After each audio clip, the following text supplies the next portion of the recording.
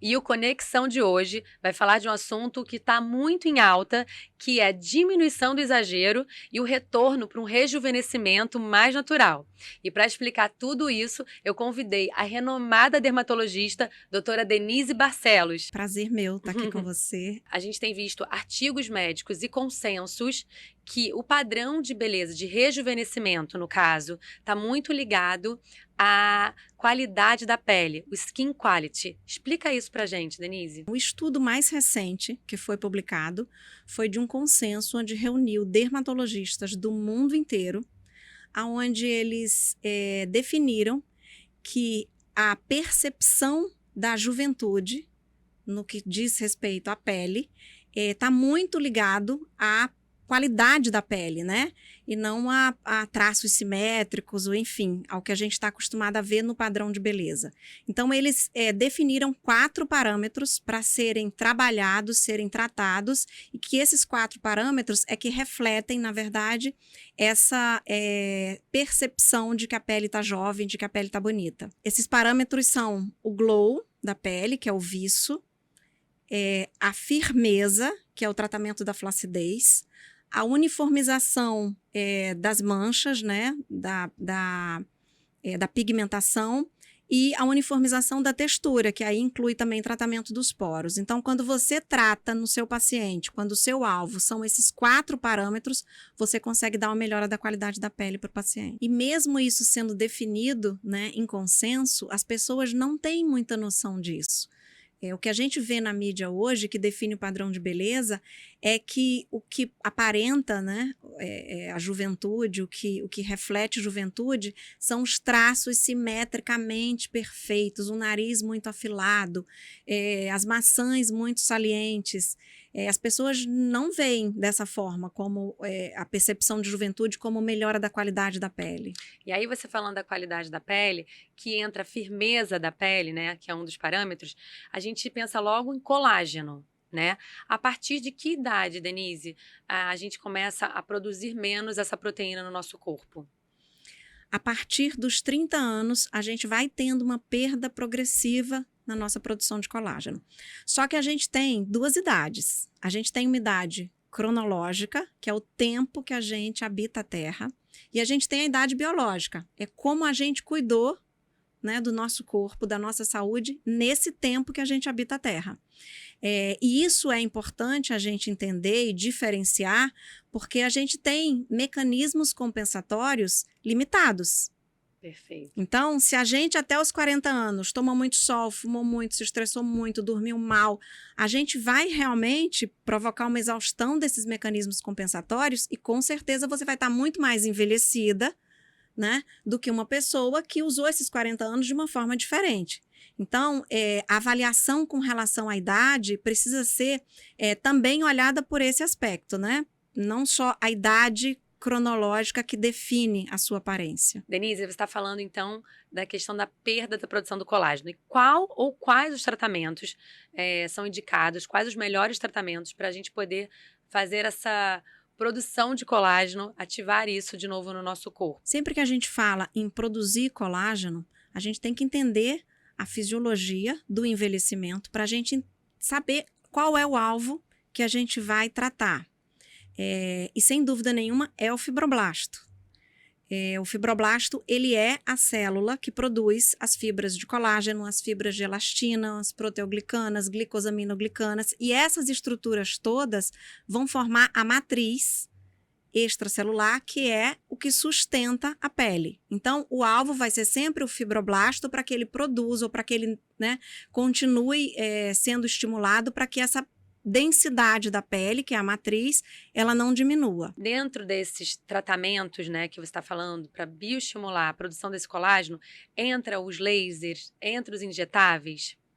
Bom, independente de ser tecnologia ou de ser um injetável, esses tratamentos eles vão regenerar de forma tanto estrutural como funcional essa célula que com o tempo ela vai diminuindo a sua função e a sua estrutura, que é o fibroblasto. Que você falou que é a tal da terapia regenerativa. Cada vez mais a gente vai ouvir falar nas terapias regenerativas, que são essas terapias onde o alvo é o fibroblasto. Com relação aos lasers, os ultrassons, tem tantos nomes, né? Que é o Liftera, Ultraforme. Como é que a gente consegue fazer, que tem a questão da expectativa que a gente tem e do resultado que a gente pode alcançar. Como é que esse ultrassom ele funciona na questão firmeza da pele e estímulo de colágeno? O ultrassom, como tecnologia, ele é considerado no mundo inteiro tratamento padrão ouro para flacidez. Mas ele também pode piorar a flacidez. Não acredito, Dê. É paradoxal, mas é uma verdade. Quando a gente faz um tratamento com ultrassom, a gente precisa ter duas coisas em mente. Primeiro, esse aparelho que está sendo usado, ele precisa ter aprovação pelo FDA. O que quer dizer isso? O FDA é um órgão americano que chancela que aquele equipamento é seguro para o paciente. Porque ele é um órgão que não está muito preocupado, até tá, sim, com o resultado, mas a primeira avaliação dele é segurança. Então, primeiro, o aparelho de ultrassom que você vai usar na sua médica, seja ele qual for, precisa ter, eu aconselho que ele seja um aparelho que tenha o FDA. E segundo, o ultrassom, ele pode, aquilo que eu falei no começo, ele pode sim gerar flacidez, porque você tem que ter muita experiência com ele para trabalhar, porque é um aparelho que, dependendo da ponteira, ele pode atingir vários níveis da pele. Então, se você não tem a visualização daquelas camadas, e a gente sabe que só tem um aparelho no mercado que tem a visualização das camadas. Qual é esse aparelho? É o Ultera. É o Ultera, né? É o Ultera. Se você tem aquela imagem que mostra para você aonde você está, em que camada da pele, aquilo é um parâmetro de segurança. Perfeito. Né? E se você não tem, se você está tratando o seu paciente sem aquela visualização, ou você tem a visualização ou você tem a experiência. Perfeito. Para você entender que aquele parâmetro que você está usando, aquela ponteira, não vai muito profundo. Porque aí, se você tirar realmente o tecido de sustentação ali da gordura, a pele pode ficar mais flácida. Por exemplo, você vai usar um tipo de ponteira para um rosto mais fino, um rosto mais quando cheio. O rosto tem, exatamente, quando o rosto tem mais tecido adiposo, é mais bochechuda, você pode e deve ir com uma ponteira mais profunda. Se ele é muito fininho, você vai usar uma ponteira mais superficial. Então, você tem que ter muita experiência para você trabalhar sem a visualização. Ou você tem a visualização. Nossa, eu não sabia dessa questão, né, que pode gerar mais flacidez. E aí que entra o preço, né, de um aparelho para o outro, né? Que às vezes as pessoas falam assim, eu vou no consultório, escuto muito minhas amigas falando, fulano tem aquele aparelho que também faz a mesma coisa. Mas aí você vê que nem todos, né, tem essa questão da visualização e pode ter uns que não tenham nem o certificado, né? Foi o que você falou da importância. Então, a gente tem que ter muito cuidado na hora de se fazer um ultrassom, não ir só pelo preço, né? Porque você pode não estar tendo o resultado esperado e pode até causar mais flacidez. É muito difícil para o leigo, né, para o paciente, entender todas essas questões que envolvem, né, as tecnologias que estão sendo usadas. Sem dúvida nenhuma, o paciente precisa, sim, ter consciência disso tudo, por isso que eu acho importante a gente comunicar, né? Nem tudo, isso é uma coisa que eu costumo falar no consultório, né? Nem tudo que está sendo visto na mídia, está sendo muito usado, mas está todo mundo fazendo, nem sempre é o melhor. Todo mundo, inclusive as celebridades, né? Que é o que vende mais isso, né, Dê? Às vezes é o mais barato, né? E aí uma quantidade maior de médico conseguiu comprar, mas aí tem que ver se esse aparelho realmente é um aparelho seguro para o paciente. Então, isso tudo tem que ser avaliado na hora que você vai se submeter a um tratamento. A gente falando da questão da firmeza da pele, aí, curiosidade minha, tá? Até porque eu sou adepta. Já falei no meu Instagram sobre fios de sustentação e preenchimento, né, Denise? Qual é a diferença? Primeiro, eu queria que você explicasse. Os dois são muito bons para o tratamento de flacidez, mas qual é a diferença entre eles? Claro que isso depende da filosofia de trabalho de cada um. O que a gente tem visto hoje muito é o preenchimento sendo usado para tratar aquela flacidez. Então, você está com a pele mais flácida, perdendo contorno. O mais imediato é você colocar um volume aqui para você disfarçar o que está caindo.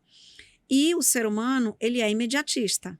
Então, a gente quer tudo para ontem. Não tem nada de errado, quer tudo para ontem. Esse é o automático de todo mundo.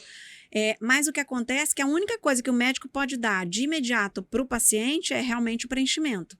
Acontece que para você definir um contorno que está flácido com preenchimento, você vai colocar muito volume e aí você corre o risco do paciente ficar com uma aparência, enfim, que não é a dele, que não é natural. Então, assim, na minha filosofia de trabalho, eu não uso preenchimento para corrigir ou para tratar, entre aspas, a flacidez. Eu prefiro tratar essa sustentação com alguma tecnologia ou com algum bioestimulador, regenerar, né, essa pele, aumentar a densidade da derme e depois reposicionar. Então, na minha estética, a paciente fica mais bonita, porque a paciente, eu não vou mexer com a fisionomia dela se eu fizer dessa forma. Mas isso, né, depende da filosofia de cada médico. Eu particularmente amo o fio, né? Você sabe disso. Eu acho que ele faz um efeito lift, até me corrija se eu tô errada, foi o que eu senti como experiência. Faz o efeito lift e também tem a questão que ele libera colágeno, né? Então eu tô fazendo um tratamento aí a longo prazo. Então eu tenho enfim, uma sensação de um lift imediato e, ao mesmo tempo, eu estou tratando. Já o preenchimento, ele não tem essa questão do tratamento a longo prazo, né? Porque não está liberando colágeno. Na verdade, em que momentos eu uso o preenchimento na minha prática? Quando a paciente sofreu algum processo de deflação, teve um emagrecimento intenso em pouco tempo, usou um hormônio que consumiu a gordura do rosto. Em algumas situações onde o paciente tem deflação, ela precisa sim repor volume. Mas na flacidez, né, quando a gente precisa ali estimular a produção de colágeno, dar densidade para a derme, talvez o preenchimento não seja o recurso que eu recomendo. Porque na minha estética, primeiro tem a questão da estética, na minha estética, você colocar volume para subir o que está caindo embaixo. Você vai precisar de uma quantidade de volume grande, e aí você muda a fisionomia do paciente. É o que a gente tem visto hoje, de uma forma até mais exagerada. Muito, a gente E vê você muito. também não está tratando, né? Porque você só empurrou ali aquela poeirinha para baixo do tapete. Em algum momento lá na frente, quando o efeito desse preenchimento acabar e a flacidez voltar, ela vai ter que se deparar com essa flacidez de alguma outra forma, né, para tratar. E com fio, você tem a vantagem de quando você reposiciona o tecido, né, que está flácido com fio, você esteticamente não muda muito a fisionomia da paciente e, ao mesmo tempo, a gente sabe que o material do fio é um material, né, dos fios, porque hoje tem vários, que podem estimular a produção de colágeno. Então, o fio, ele também forma aquela coluna ali de sustentação e, de uma certa forma, trata, né? Eu amo, acho maravilhoso. Agora, voltando não, continuando na questão do colágeno, a gente tem escutado muito nos consultórios médicos o termo banco de colágeno. O que seria isso, doutora Denise? Então, na minha opinião, o termo banco de colágeno é uma forma comercial de se vender tratamento, né? Porque a prevenção vai fazer com que você degrade menos colágeno. Os tratamentos que a gente sempre fez vão te ajudar a estimular colágeno, a produzir colágeno, até aumentar, né, o seu colágeno, mas o nosso organismo não tem a capacidade de armazenar. Então, da forma como está sendo colocado, né, precisa ficar estimulando, dá a impressão, né, de que se você não fizer dessa forma, ou se você fizer dessa forma, você vai armazenar ali o colágeno para ser usado no futuro.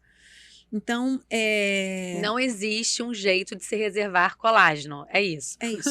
Com relação à suplementação de colágeno, queria saber se você indica e eu sempre escuto dizer que o colágeno hidrolisado é sempre o mais usado. O colágeno, ele é uma proteína muito grande, então ele precisa realmente ser quebrado para ser absorvido. Mas quando a gente fala de suplementação de colágeno, tem 2 pontos muito importantes para considerar. Primeiro, que o colágeno é uma proteína muito abundante no nosso organismo e existem várias estruturas que têm colágeno. Ossos, cartilagem, os vasos sanguíneos, não é só a pele. Então, quando a gente suplementa um paciente, Ele não vai direto para a pele, o né? colágeno não tem um GPS que vai, Perfeito. esse aqui vai para a pele. O que determina, na verdade, a absorção na pele é a dose. Então, primeiro a se considerar é a dose que você está fazendo. A gente vê muito paciente tomando subdose. Então, essa subdose, você não vai ter repercussão na pele. E a segunda questão é que as pessoas, elas têm atualmente muitos hábitos ruins que aceleram a degradação do colágeno, né? Elas dormem mal, elas fumam, elas se alimentam de uma forma inflamatória. Então, quando a paciente está ali com aquele estilo de vida completamente degradador de colágeno, aquela paciente, sem dúvida nenhuma, é uma paciente que precisa da suplementação, porque ela está degradando muito. Mas, ao mesmo tempo, se a gente dá colágeno para uma paciente dessa sem orientar, ela vai enxugar gelo. Perfeito, porque não vai ter Porque a ela mudança está de hábito. degradando e ela está suplementando onde ela está degradando. Perfeito. Então, hoje, na minha prática, eu suplemento quase todas as pacientes a partir dos 40 anos, mas eu oriento com relação a todos os fatores ali dentro do dia a dia dela, da rotina, que podem acelerar a degradação, para que a gente não enxugue gelo. Nossa, até aqui, ó, vou dormir mais cedo, né? Porque tô sabendo que se dormir tarde perde colágeno, eu que não vou ser boba. Agora vamos falar, isso é um assunto que até eu tenho, pescoço, a área do pescoço, né, doutora Denise? Como é que a gente faz? Qual é o tratamento indicado para dar mais firmeza? E essas linhas aqui que aparecem, a gente hoje em dia tem o hábito de ficar muito tempo com o celular assim, né? Então abaixa muito. Eu, enfim, tenho essas linhas. Existe tratamento para isso? Tratamento para flacidez de pescoço é o mesmo tratamento que a gente usa para flacidez do rosto, onde o alvo vai ser o fibroblasto, vai ser produzir matriz extracelular, aumentar a densidade da derme, porque quanto mais fininha fica a pele, quanto mais fininha fica a derme, mais você vai ter flacidez. Atualmente, como eu falei, todos os tratamentos que a gente preconiza regeneração da pele, eles vão servir para o pescoço. Né? A gente tem os bioestimuladores. Lembrar de uma coisa importante, que todo regenerador, toda substância que tem ação regenerativa, ele é um bioestimulador. Mas nem todo bioestimulador tem ação regenerativa. Ai, eu quero saber quais são. Ó, eu sou muito fã, eu posso falar, a gente não tá fazendo nenhuma propaganda de nada, mas enfim, Radiesse, por exemplo, ele é um bioestimulador regenerador? O Radiesse, ele é o bioestimulador mais biocompatível. Ele é o que produz o colágeno mais parecido com o nosso colágeno fisiológico. Só que ele não é somente um bioestimulador. Ele foi colocado nesse lugar de bioestimulador, mas ele é muito mais que um bioestimulador. Na verdade, ele é um regenerador. Ele melhora toda a qualidade ali da pele e ele trata estruturalmente e funcionalmente o fibroblasto. Depois dessa notícia que você me deu, né, que tem bioestimuladores que não são regeneradores, qual é a ação, né, se a gente faz, então, um tratamento com esse tipo de bioestimulador? Todos eles vão produzir colágeno, mas nem todo colágeno é um colágeno bom. A fibrose, a cicatriz, isso é uma produção de colágeno, né? Eu, para os meus pacientes, eu quero estimular um colágeno mais fisiológico. Mas quando você injeta um bioestimulador que não é regenerador, você pode endurecer aquela pele, esteticamente pode cumprir o papel de deixar a pele dura, mas às custas de quê? Para o meu paciente, eu não quero deixar a pele dele dura, seja no corpo ou no rosto, às custas de fibrose. Perfeito. Então, eu prefiro um bioestimulador que tenha uma capacidade, uma ação regenerativa. A gente aqui não está falando mal de nenhum produto e nem fazendo propaganda, né, doutora Denise, desses bioestimuladores. É que é importante a gente saber qual é a diferença de um bioestimulador regenerador e um outro não, porque a gente chega nos consultórios, eu, por exemplo, eu não pergunto nada sobre os produtos, né? Eu chego lá e falo, olha, o que é bom para isso, o que é bom para aquilo, e é importante a gente ficar sabendo, até porque hoje em dia a gente vê muitos consultórios dermatológicos virando assim não com o objetivo de tratar realmente, e muito comercial. Então, assim, a questão de, tipo, querer fazer uma coisa para ganhar mais dinheiro, né? Às vezes nem tendo a necessidade, a gente tem visto coisas assim discrepantes, né? E, enfim, então, só para deixar claro que a gente está aqui trocando para a gente poder saber o que é bom, o que é ruim, e aí fica a critério de cada um decidir o que vai usar e o que não vai usar. Infelizmente, a nossa especialidade virou um comércio. A gente hoje está vivendo um fast food de beleza.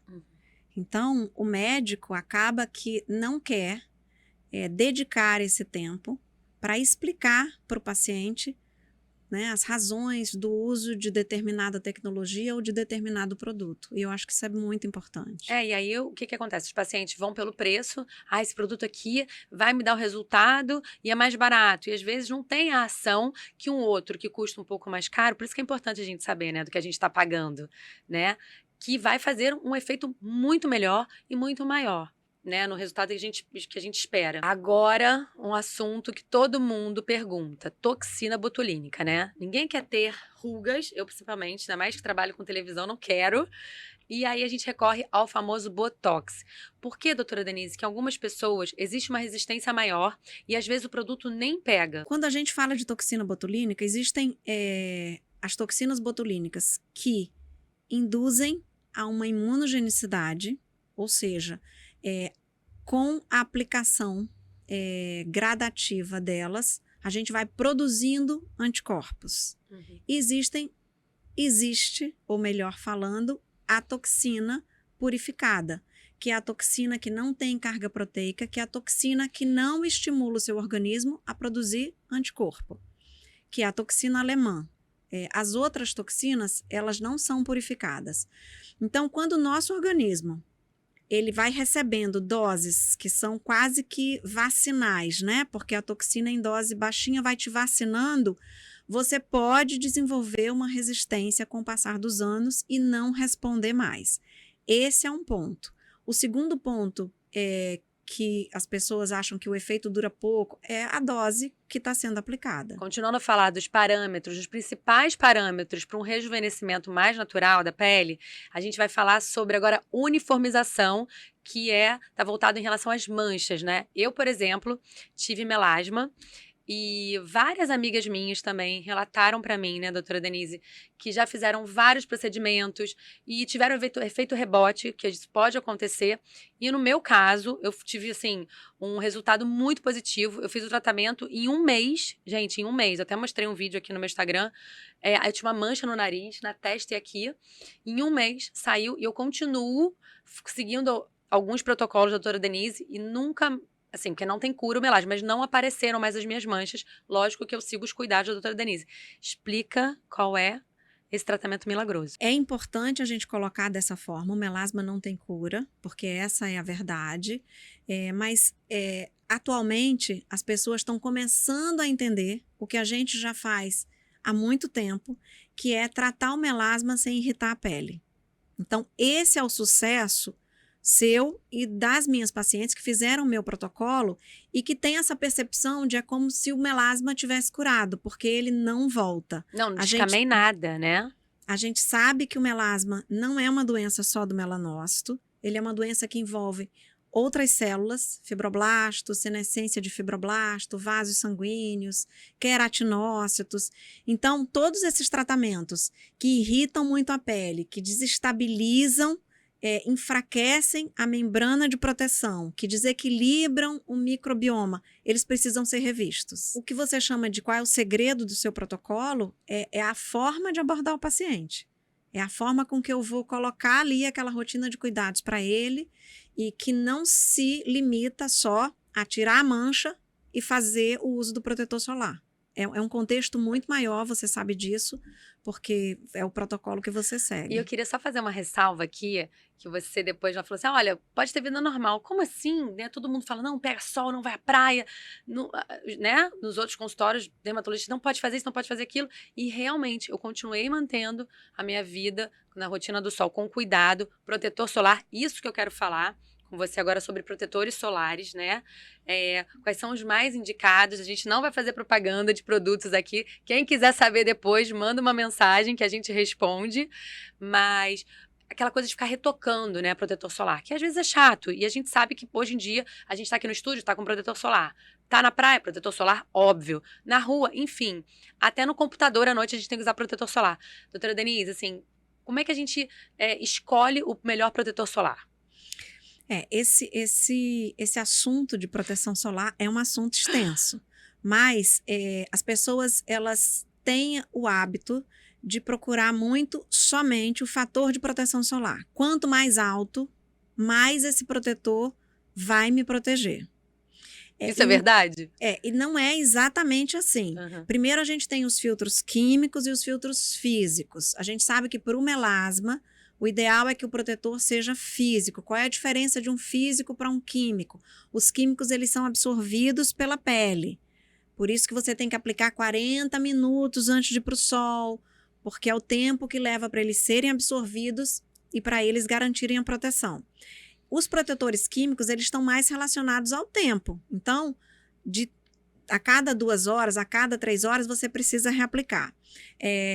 O protetor físico, ele forma uma camada, uma barreira de proteção, ele não é absorvido pela pele, mas é um filtro que cosmeticamente não é tão agradável. Então, existem 2 substâncias, que é o óxido de zinco e o dióxido de titânio, que são os protetores físicos. Então, você me perguntou aqui antes da gente começar a gravar, como é que a gente consegue identificar que um protetor é físico ou químico? Tá escrito no protetor, proteção Gente, mineral. Nunca li. Que é bom, né? Eu não tenho esse hábito realmente. Que bom que você tá, né, falando. Então é só olhar na bula. Na bula não, ali na prescrição do produto, né? Sim, e também o protetor químico, ele pode ser químico, mas ele tem uma tecnologia de aderência à pele que garante uma proteção maior. Que é o caso do protetor que eu gosto de indicar para as minhas pacientes irem para o sol. Quem quiser saber qual é a dica do protetor que eu uso, já coloquei no meu Instagram, mas mandem aqui as mensagens. A gente não vai fazer propaganda aqui, né, na nossa entrevista. E aí, vamos lá. Qual é a diferença, então, do fator proteção? Eu compro o 100, o 60, o 30, o 15. Isso vai me deixar mais protegida se eu comprar o 100 do que o 60? Como é que funciona? Cíntia, todo mundo que compra um protetor solar, principalmente quem tem mancha, vai direto no fator de proteção, né? Acha que um 100 vai proteger muito mais que um 30. Então, o que você tem que levar em consideração é que, em termos percentuais, essa diferença, né, de um 50, de um 60 para um 90 é muito pequena, não é tão significativa. Mas o protetor com fator maior vai te permitir ficar um pouco mais de tempo no sol. Agora, viu? Descobri a diferença. E vamos falar um pouquinho agora de textura, doutora Denise, que é em relação aos poros abertos, né?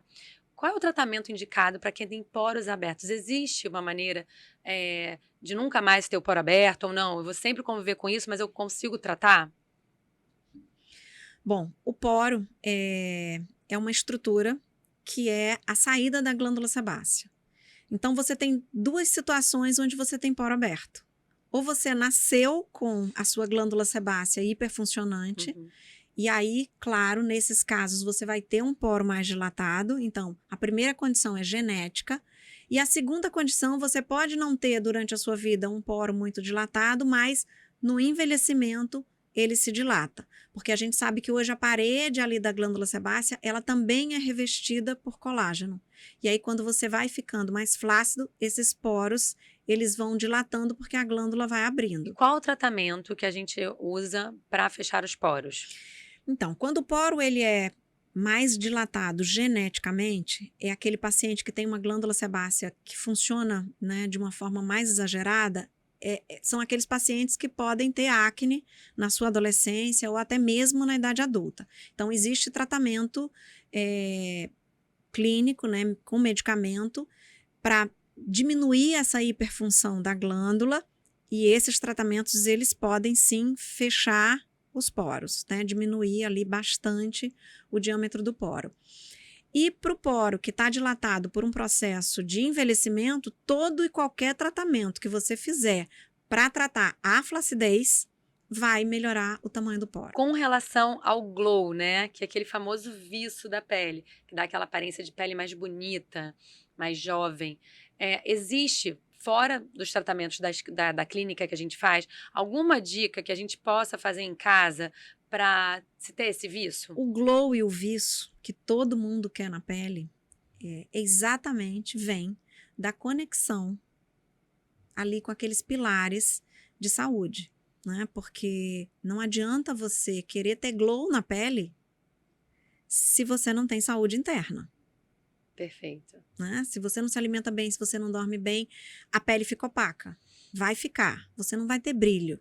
Então, primeiro você ajustar ali, né, aquela rotina de hábitos que efetivamente vão te dar um glow na pele, porque o brilho da pele vem disso, né? É um reflexo Beber da mais sua água saúde também, interna. né? Tô falando pra mim. Sim, com certeza. Mas assim, uma dica talvez para melhorar essa questão do viço rápida, caseira, é você limpar a pele, né? Você tem uma rotina de skincare com disciplina e se você fizer uma máscara de argila, por exemplo, uma vez por Me semana, conta sobre a máscara de você argila. consegue ali remover camada de célula morta, limpar os poros. A máscara de argila é uma coisa que eu posso te falar que, como uma dica em casa, rápida, você pode dar ali digamos, um glow. E o ideal é fazer o quê? Uma vez por semana? Depende do seu tipo de pele. Tá. Pele seca, Uhum. você faz a cada 15 dias. Porque a pele seca também precisa ser limpa, mas você vai espaçar mais. Tá. Numa pele normal, você pode fazer uma vez por semana. Se a sua pele for mais oleosa, 2 vezes por semana. Então, depende do tipo de pele. A gente tá aqui falando, né, sobre mudanças de hábito. Como a nossa pele, na questão de tratamento, é ligada também às mudanças de hábitos na nossa rotina, né? Que a saúde, ela tá ligada também no rejuvenescimento, principalmente.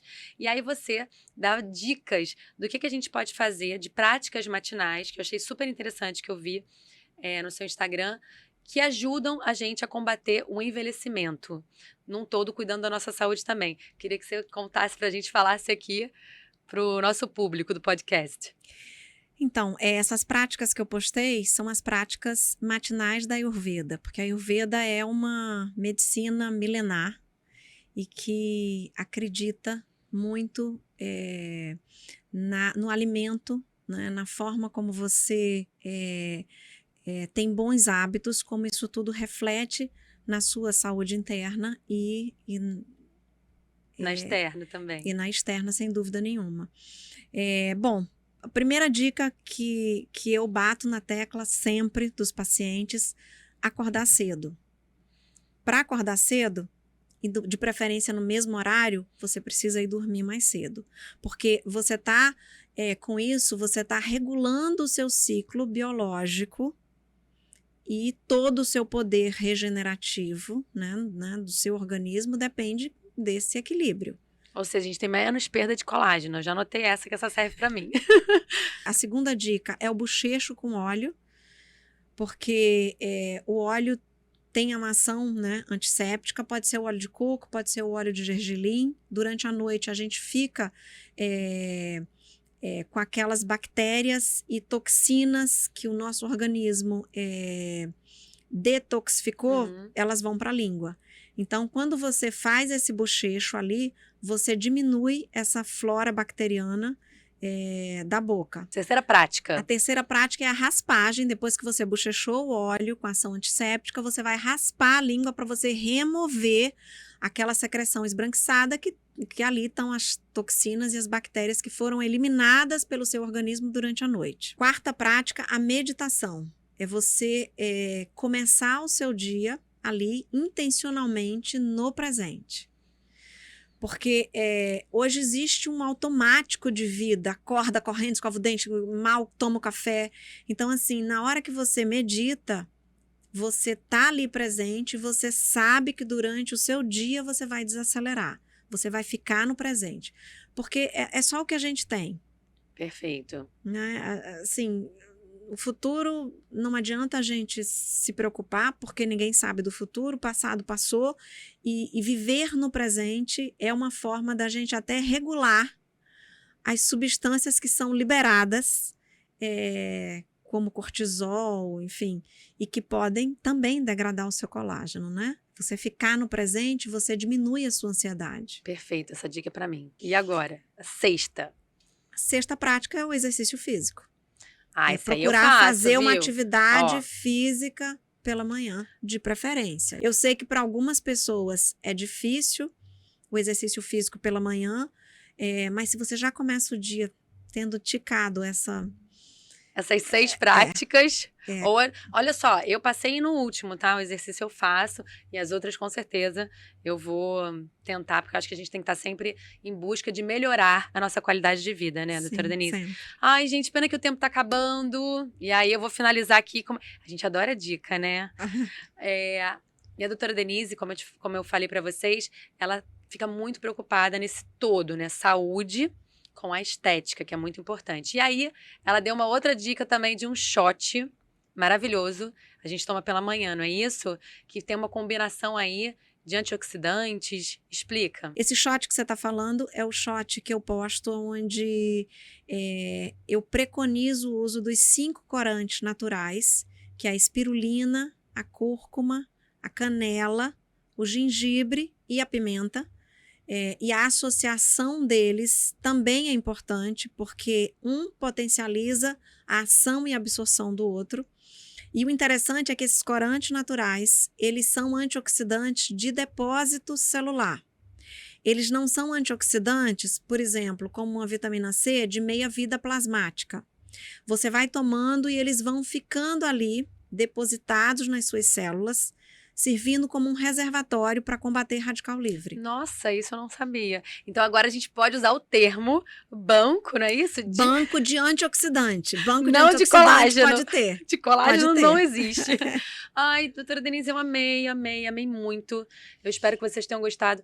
Muito obrigada por essa troca, muito enriquecedora, com várias dicas, e para a gente poder começar a perguntar mais, questionar, né, o que a gente está pagando, o que a gente está usando na nossa pele, que é muito importante, né, dentro dessa conjuntura aí de médicos que às vezes só pensam em faturar e não ter o cuidado real, né, com o paciente. Eu que agradeço, porque é importante levar informação de qualidade, e hoje, com tudo muito rápido, perde-se um ativo que é tão importante e que deixa de ser valorizado, que é o tempo. Né? Então, ninguém tem tempo para explicar, ninguém tem tempo para informar, e você abriu esse espaço aqui para a gente levar informação para as pessoas. Muito obrigada, volte sempre. Beijo enorme, beijo!